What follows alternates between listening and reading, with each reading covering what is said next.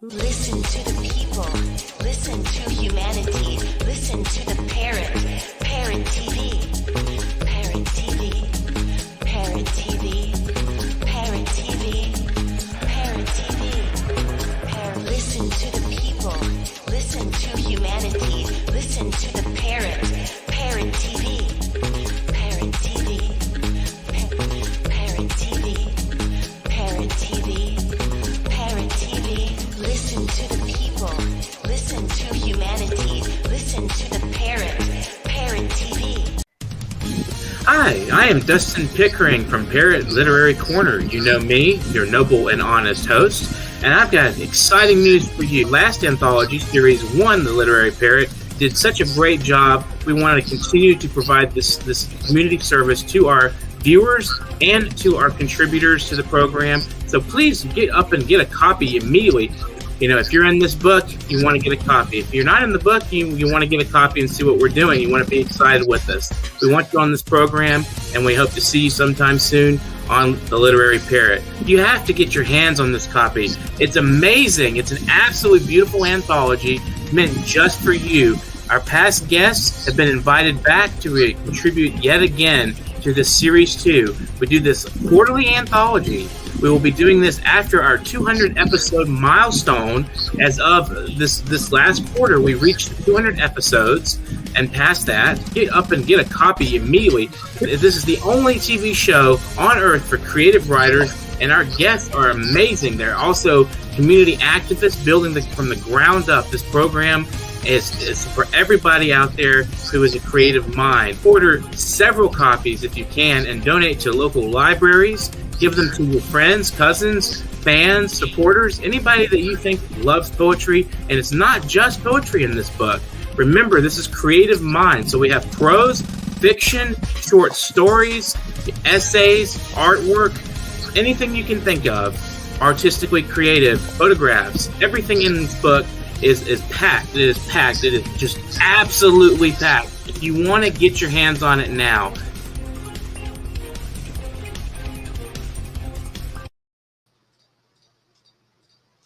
to World Inkers Network, a Parrot TV program. I'm Dustin Pickering, your noble and honest host, and I would like to welcome to the program today Mr. Ron Whitehead. And Hunter S. Thompson said about Ron Whitehead, I have long admired Ron Whitehead. He is crazy as 9 loons, and his poetry is a dazzling mix of folk wisdom and pure mathematics. Quite a beautiful introduction. I'm going to bring him on the show. Welcome to the show as the darkness ensues here. I don't know what happened with the camera. That is frustrating, but we're going to go ahead and go forward with the interview and see maybe if the camera comes on or if whatever glitch there's going on the other end that happens to fix itself. So welcome to the program today, Ron. So tell us a little bit about some of your recent collaborations. You've been doing a lot of collaborative work. Let's start with, I'm going straight. Bought myself a flat top haircut so stiff I can carry a tray of martinis, waiting on people, someone to open up her purse and give me a tip, because I don't have a clue anymore as to what's going on. But I do know that I'm one step ahead, tapping my own phone to hear myself talking with people who used to be my friends, listening so I can correct myself before they do. And I've got a surveillance camera in my abandoned car across the street, watching myself replaying the tape so I can see if I'm acting funny before they catch me doing something I shouldn't. Like yesterday, I spotted myself walking too fast and I heard myself talking too loud. Yes, I've got the deep fear, paranoia, anxiety, despair, and suicide blues, but I'm making sure I don't do nothing else wrong, because I done screwed up so many times I cornered myself into a backstreet dead-end alley of paranoia, and every time I hear an airplane or helicopter or car door slam, I know the Secret Service, the FBI, and the IRS SWAT teams have finally arrived, because I published a poem by the president of the United States of America without his fully conscious permission. And I'm sure I haven't paid enough taxes because I've got no income yet. Somehow I keep on doing things like eating every once in a while and paying a light bill or two. But how do I do it? They're going to ask, what's the source of your income? And how come you don't come to see us anymore? So yes, I've become a little jumpy, but I'm staying one step ahead, tapping my own phone, videotaping my every move, watching myself day and night, replaying the tapes, cause I got a bad case of the deep fear, paranoia, anxiety, despair, and suicide blues. Dustin, I thought that'd be a good one to start the show on, since they're obviously they've tapped my face off the show here. I have no idea what has happened. I've never been on StreamYard. I reluctantly do Zoom. It just as I have no clue what's going on either. I've tried everything. Maybe it's a universal blackout. I don't know. My sweetheart Jen Bug got me a new little camera at the top of my screen. It's on. Everything. I've checked everything. Everything is set. I'm not sure. I'm not supposed to be. My image is not supposed to be revealed today, which is fine with me. So you're basically like the Donald Trump of poetry today. You know, we're trying to keep you out of the spotlight. You froze up there for a second. I missed any reference to me in the same category as Donald Trump. Right. I totally understand that. It's not necessarily a good thing. Not necessarily a good thing. Right. Just, the taboo of Donald Trump, and then the blackout. Maybe he's out to get you. He knows you're his enemy. So he's blacking you out. Yeah. Well, I would love to meet Donald Trump in person. So tell us a little bit about, I saw a recent post. Really? Wow, that's interesting. Shake his hand. I'd like to, I'm not going to say what I like to do. Go right ahead. Well, I noticed there was a post recently you made about authenticity, how do you relate that to your work? I mean, what is an authentic self? It's a question I pursue in my own art, in my own thinking. What does it mean to be authentic? How do you know when you're authentic and when you're playing a game, or something, Well, that's a good question. I hope you keep asking yourself that. It's one of the primary, maybe it's the primary, at least initial struggle that we have as poets and writers and people is to move to question everything. First of all, everything that has been crammed into us, starting from the earliest age, to question everything everyone tells us, no matter who they are, but especially to question ourselves. Why do we hold the beliefs and practices we do, and what's the source of everything that motivates and inspires us to live our lives and to live them fully? And so I started that process early on, questioning myself in particular, and then everybody else, from parents to teachers to preachers and priests and government officials and everybody else, just trying to get to the source of life. What is the meaning of life for me? And so over time, I studied all the world's religions, and I started with studying history and all the various spiritualities and belief and non-belief systems, and I started asking myself, I realized there's so many people with a false sincerity, even people who do good works, who help other people. And I always ask myself, well, why are they helping other people? Is it out of pity? Is it out of compassion? Are they able to put themselves in other folks' shoes, or are they doing it to appease some form of guilt that is in them? And there's a multitude of reasons and why people do such things. And pity is often one of them. And that's a false sincerity as far as I'm concerned. And so I had to keep digging, because all I ever want to be is a genuine, authentic person. For me, I graduated from high school when I was 17. I left home, and once I got 2,000 miles away from the farm I grew up on in Kentucky, I lived in Arizona for a time, and I was finally able to start seeing more clearly beyond the anger I was carrying with me, related to my upbringing for a multitude of reasons.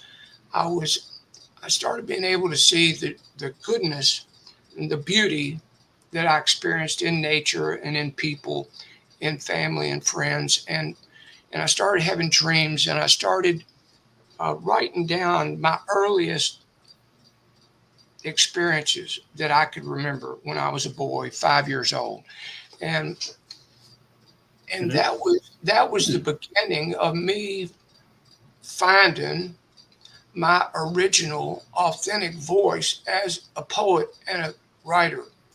And so I realized that there is a process for discovering that voice. And the first step in that process is to go back to the beginning of your life, and which is what I did, and fully embrace the good and the bad, and write those stories down. And I dropped out.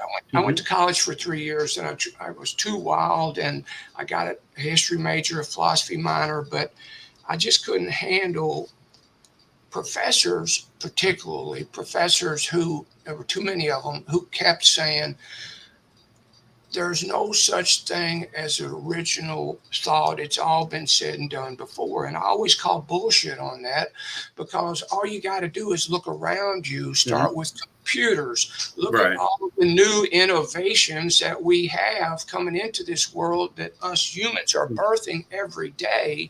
And so, yes, there is such a thing as original thought. And then I realized that we all have a nonstop river of creative fire flowing through us, but it's society and culture, civilization that forces it, that bleeds it, that drains it out of us. And so we have to begin the process of unlearning everything that was force-fed into us, and get back to that natural state that we had as children, and begin again to look at the world with an open heart, with open arms, with a naivety, with wonder, and with a genuine, authentic state of being. And so that's some of what I'm talking about when I mention authenticity, being open, being honest, not playing mind games. I was blessed to write a poem in April of 1994 with the Dalai Lama, titled Never Give Up.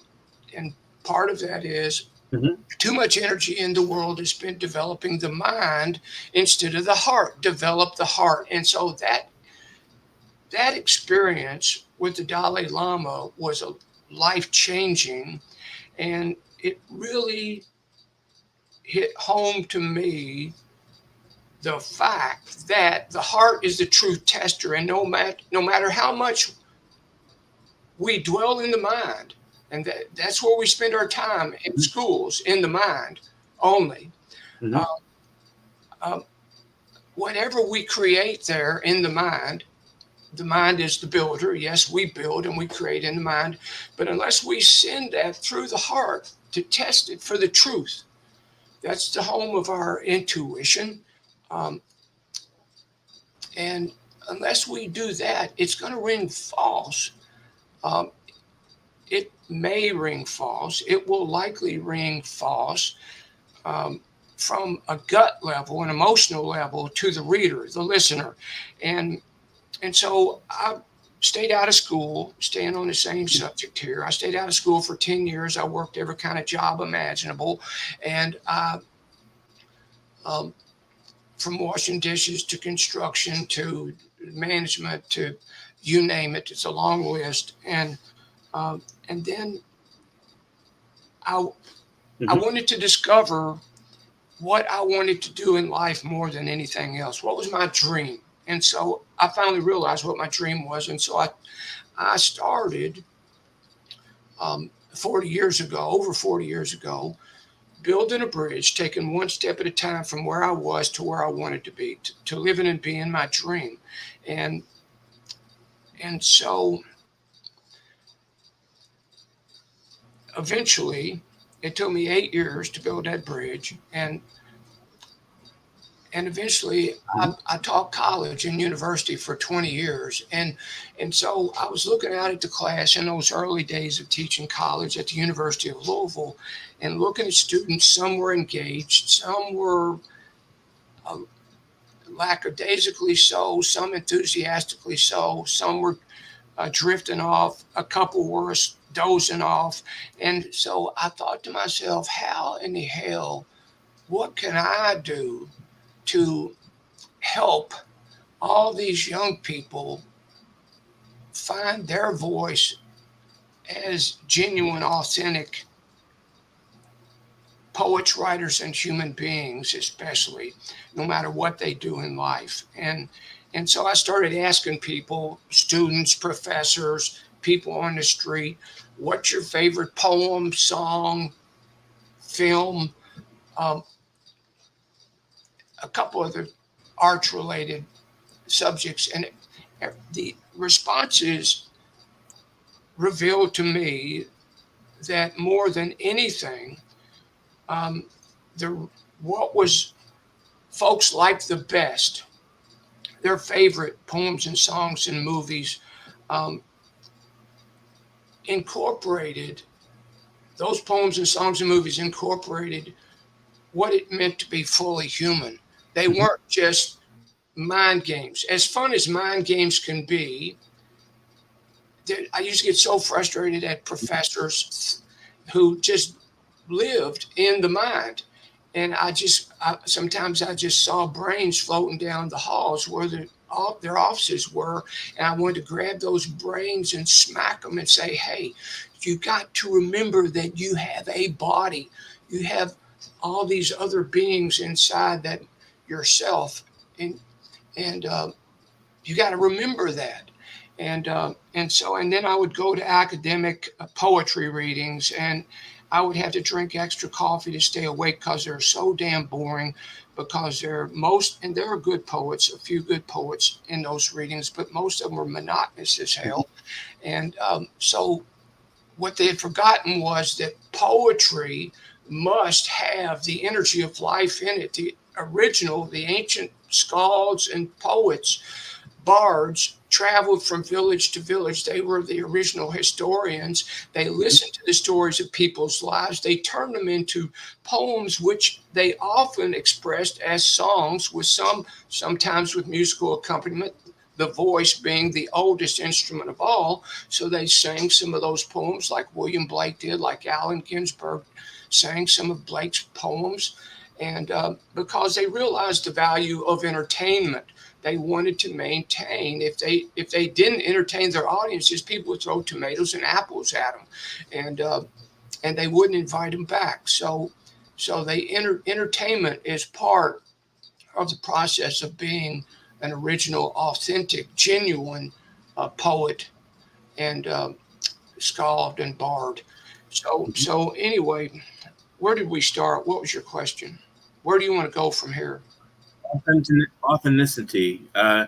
What about, how do you differentiate between an artist's legacy and the actual truth of the human being? As you talk about being fully human, there's a lot of hype behind an artist a lot of time. When they make the movie, they make it exciting. The cult of personality. And original, but yes, it's also, does that mask the author or the writer? Yes. Or the artist? Yeah. Yes, that's exactly. A good question. How do we differentiate? Today, in particular, because of social media, the cult of personality often, frequently, too often, attracts more attention than the bedrock of inquiry, which is the art itself. And so I always encourage people to maintain a focus on the art itself, on Allen Ginsberg's writing of Hal and Other Poems, which was published in 1956 by my friend Lawrence Ferlinghetti, City Lights Pocket Poets series. Focus on the work of the actual writing of Jack Kerouac's On the Road, of Hunter S. Thompson's writing of Fear and Loathing in Las Vegas. Go beyond the cult of personality. What I did, I've done it all my life, before I taught, while I taught, since I taught. If I find a writer whose work I like, I read everything by that author I can get my hands on, and then, either then or simultaneously, I'll read everything about the author I can get my hands on as well. Biographies, whatever's been written about them. But why? Because I'm interested. Be an autodidact, be self-taught. I have been self-taught more than I have gone to school and learned. And I came to an awareness that if I wanted to be in a position, I wanted to know what all those academics, those people who make the rules, the members of the MLA, the Modern Language Association, the professors, the academics, the scholars, I wanted to know what they were thinking, why they were thinking what they were thinking.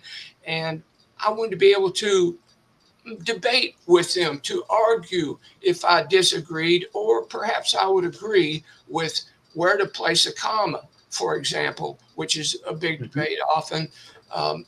And these are the cats who make the rules according to the grammatical rules. And I can't stand grammar, but I studied it just as I studied scansion, the terrible grammar of poetry, because I wanted to know everything I could, and still do and always will, about poetry and prose, about literature. Why? Because I love poetry, I love prose, I love literature, I love the arts, all of it. I want to know everything I can about it. I'm curious. And so I learn on my own because of my curiosity and my desire to know. Therefore, I'm more of an autodidact. I'm self-taught more than anything else, although I do have the book learning as well. But that book learning is, as far as I'm concerned, secondary to everything I learned out of the eagerness of my desire to know. Okay. Right. If I get sidetracked, I believe life is a tangent. No, it's actually, what you're saying is very interesting, because yeah, absolutely. It's absolutely a tangent. You go from one point to the next and you don't know what the next point is sometimes. Life is a tangent and all things show it. I thought so once, but now I know it. And I would often, when I would start, a student would ask me a question. I would give a response, and then I would think of something connected to that response, and I would go out on the tangent, and I would often get have to ask the student, now, what did you ask? And to get back to where we started.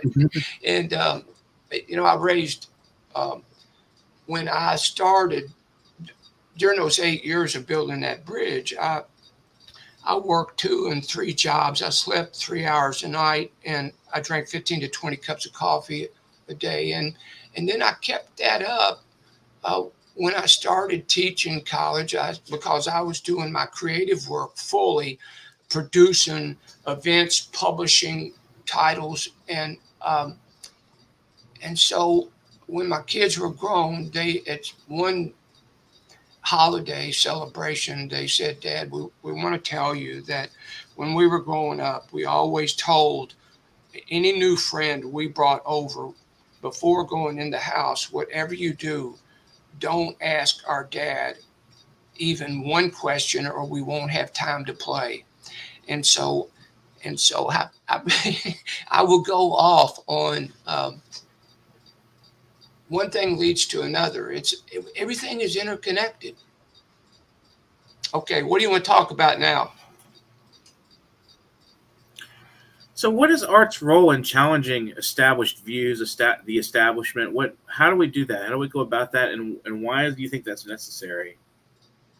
Say that again. A message just flashed up on my window here, and I'm not. It's part of it. It was a comment from one of our viewers.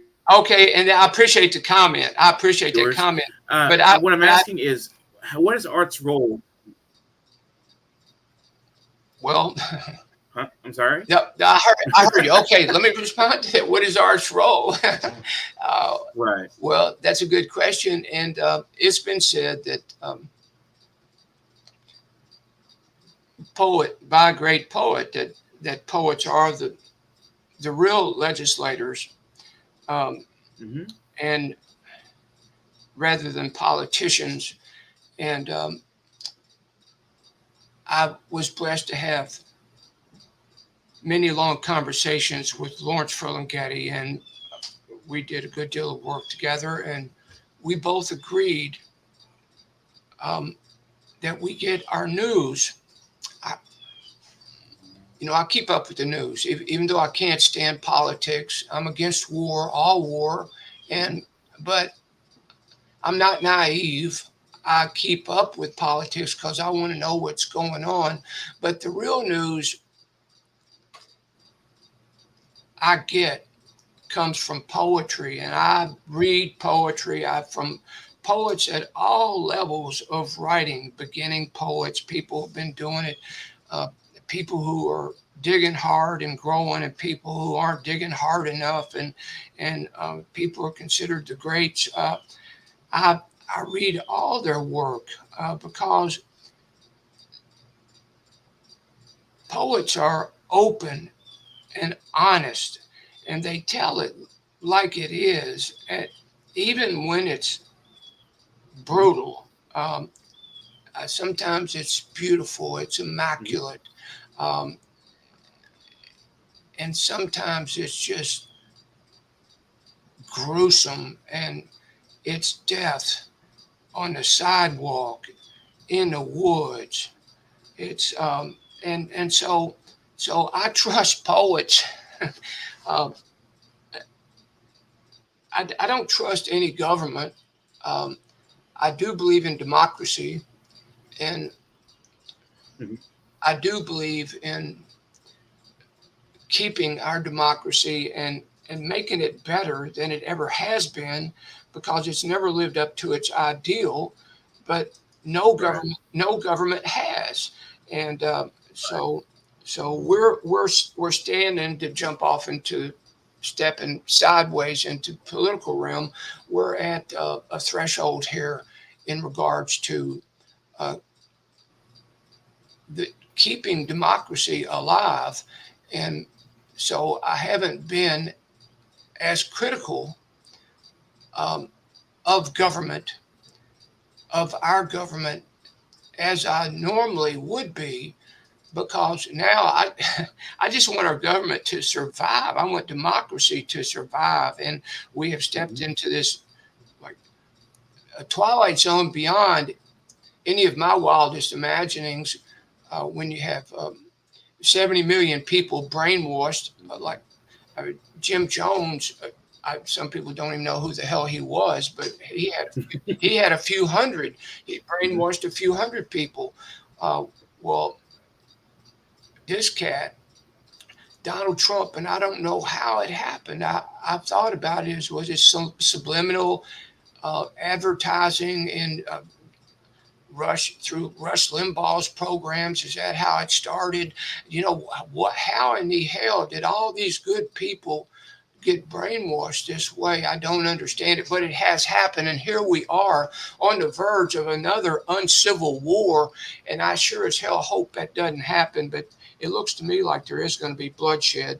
So art can be, should be, provide, at least point the way to salvation, to our way out of and away from death and destruction, even though we're all going to die, yes, but there's too much unnecessary early death as a result of war, violence, hatred, and anger. And so I'm always working hard, and I know poets around the world are, to bring the peace, love, and understanding into this world, even when we're critical of those who are working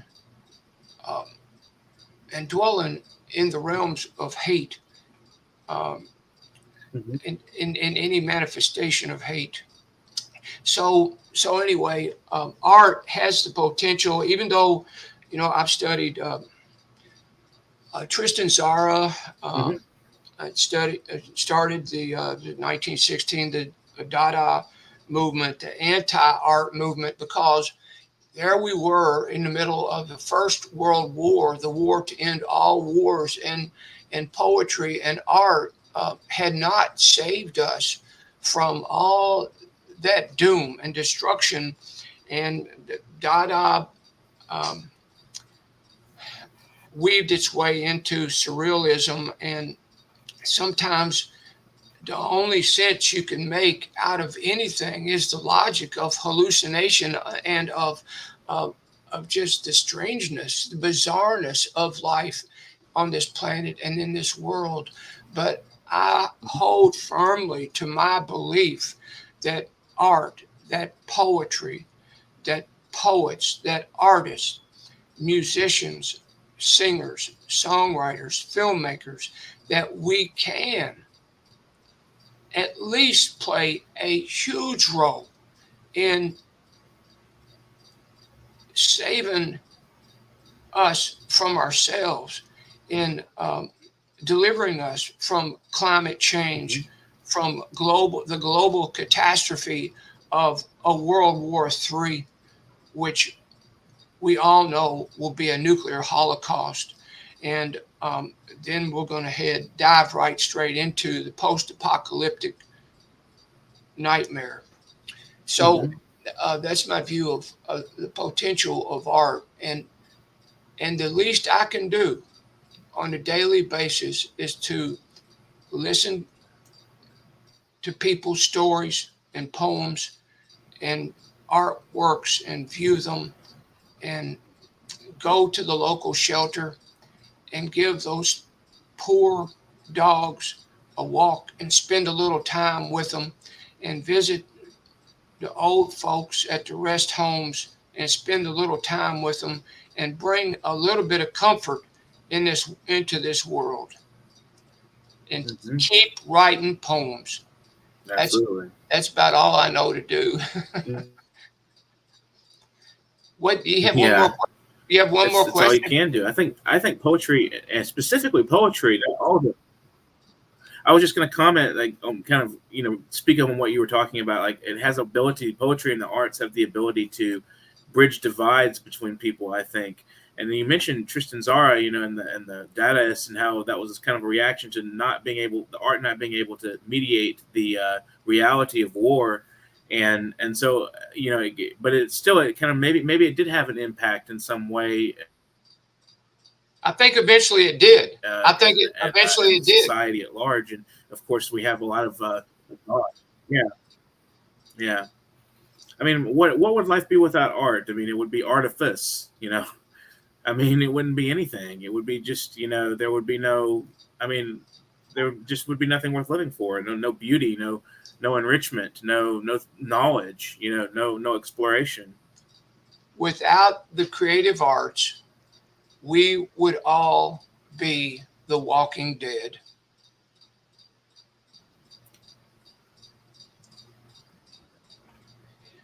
Do you have anything? Right, I totally agree. Do you have anything? Do you have another question? We've said enough, I think. We're cutting down to the last 5 minutes or so of the interview, but thank you so much. I'm sorry about the technical glitch here. It's quite all right. If you want to show any of this later, grab a photo and just put it up there. Whatever you'd like to do instead of just the blank page. But I appreciate you having me on, Dustin. Right. It's been an honor. Just say, you know, this is our protest. Thank you so much. Thank you. It's been wonderful having you, and thanks to Frederick Ariarte and his collaborations with you, and you know, he wanted me to interview you and I was glad to do that. I'm honored. I'm honored to have worked with Frederick. He's a brilliant young man from Sweden there, and I hope to meet him in person one of these days. And I have been blessed to work with incredible and continue to collaborate with brilliant musicians and creative artists from all over the world. And so I thoroughly enjoyed the work that we did together.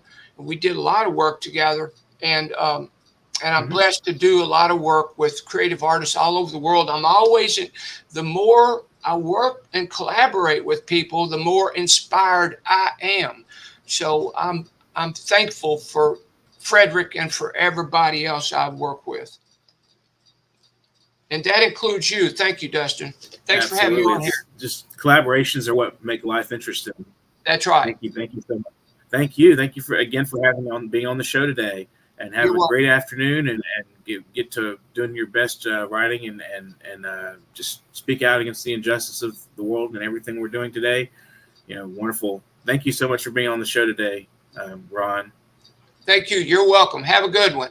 You too. Take care. Bye-bye. You've been watching World Inkers Network. That was Ron White.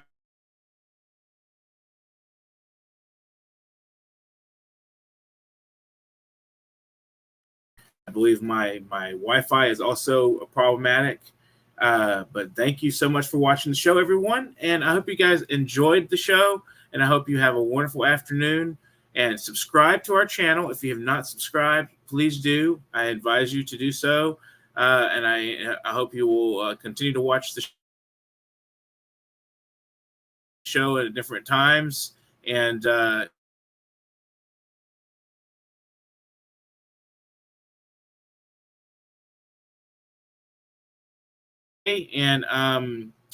me get my closing up show here. You know, hey, get your writing, guys. Just start doing some writing. Think about the world you're living in. And thank you to Ron Whitehead, Frederick Ariarte. Thank you so much for bringing us back together. Have an excellent day. Get your writing. Thank you. Listen to the people. Listen to humanity. Listen to the parrot. Parrot TV. Parrot TV. Parrot TV. Parrot TV. Parrot TV. Listen to the